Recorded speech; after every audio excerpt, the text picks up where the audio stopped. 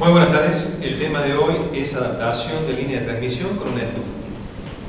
Antes de comenzar tenemos que recordar que la línea de transmisión la podemos analizar como un equivalente a una cadena de cuadripolos.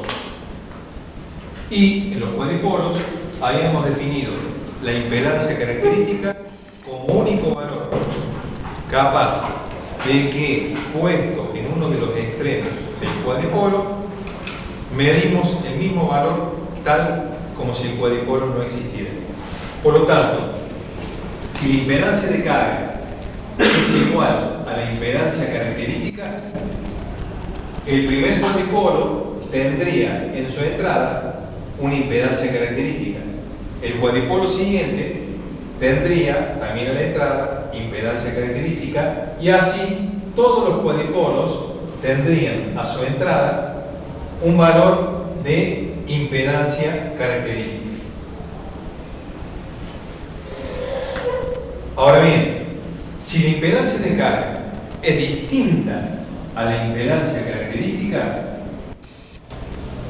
ya no se cumple el fenómeno que hemos definido. Por lo tanto, el primer cuadripolo va a tener a su entrada una impedancia Z1. El cuadripolo siguiente definiremos una Z2, en el cuadripolo siguiente una Z3, luego una Z4, una Z5 en el siguiente, y aquí en la entrada tendremos una impedancia Z6. Si nosotros analizamos el primer caso, para trazarlo en el ábaco de Smith, lo primero que tenemos que hacer es normalizar las impedancias. La impedancia normalizada es igual a la impedancia de carga sobre la impedancia característica. Como dijimos que la impedancia de carga para el primer caso es igual a la impedancia característica, tendremos que la impedancia normalizada de carga va a ser igual a 1 más J0. Es decir, que si nosotros venimos al ábaco, estaremos en el punto central. Este punto es 1 más J0. Es el caso ideal, el caso de la línea de transmisión adaptada. Si nos referimos al caso de la parte inferior, es decir, que la impedancia de carga es distinta de Z0, y calculamos la impedancia normalizada, tendremos que el cociente entre impedancia de carga e impedancia característica ahora nos va a dar una parte real y una parte imaginaria. Esos valores los trazaremos en el ábaco de Smith. Por ejemplo, diremos que está en este punto, donde tendremos la parte real que pasa por ese punto, que será nuestro R, y la parte imaginaria que pasa por el punto va a ser X.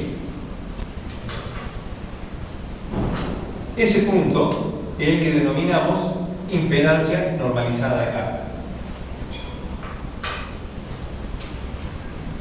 Para ubicar cada uno de los valores de impedancia, nosotros, al tener normalizada la impedancia de carga, tendremos también valores normalizados en cada uno de los puntos. Por lo tanto, si aquí nosotros dijimos que tenemos impedancia normalizada de carga, aquí tendremos una impedancia normalizada 1, una impedancia normalizada 2, una impedancia normalizada 3, la impedancia normalizada 4, impedancia normalizada 5 y la impedancia normalizada 6.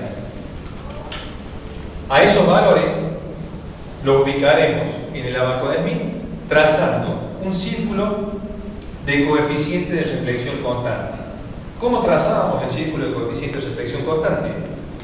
Haciendo centro en el ábaco de Smith con el compás, trazamos un círculo cuyo radio va a tener la distancia desde el centro del ábaco hasta el punto de impedancia normalizada.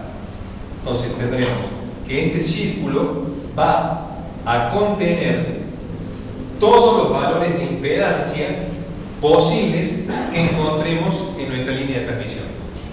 Por lo tanto, si aquí nosotros definimos la impedancia normalizada, aquí podemos decir que tenemos la Z1, aquí la impedancia normalizada 2, la impedancia normalizada 3, la impedancia normalizada 4, la impedancia normalizada 5 y así sucesivamente en cada uno de los puntos del círculo de coeficientes de flexión constante. Una vez ubicados los valores de impedancia, nosotros tenemos que la impedancia tiene elementos en serie. Para poder adaptar, el primer paso que tenemos que hacer es convertir nuestro diagrama de Smith en ábaco de admitancias. ¿Cómo lo logramos? Girando 180 grados. Es decir, que la expresión que nosotros tenemos I sub n igual a 1 sobre zn, la logramos, donde va a dar una parte real y una parte imaginaria, la logramos en el ábaco de Smith simplemente girando 180 grados sobre el círculo de coeficientes de flexión constante y el punto en donde está a los 180 grados es el valor de la admitancia normalizada.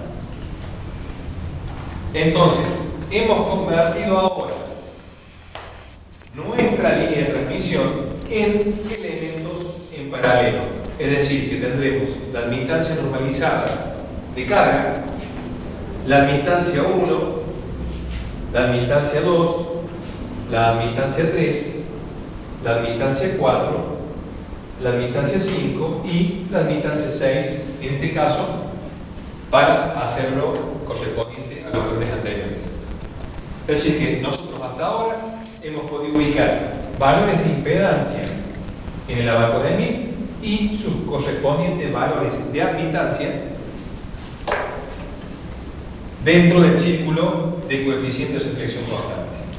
Una vez que nosotros hemos convertido al ábaco en valores de admitancia, una vez que lo hemos convertido en valores de admitancia, nosotros borramos las impedancias para no entrar en confusión. A partir de este punto, nosotros tendremos los valores que hemos indicado en el gráfico.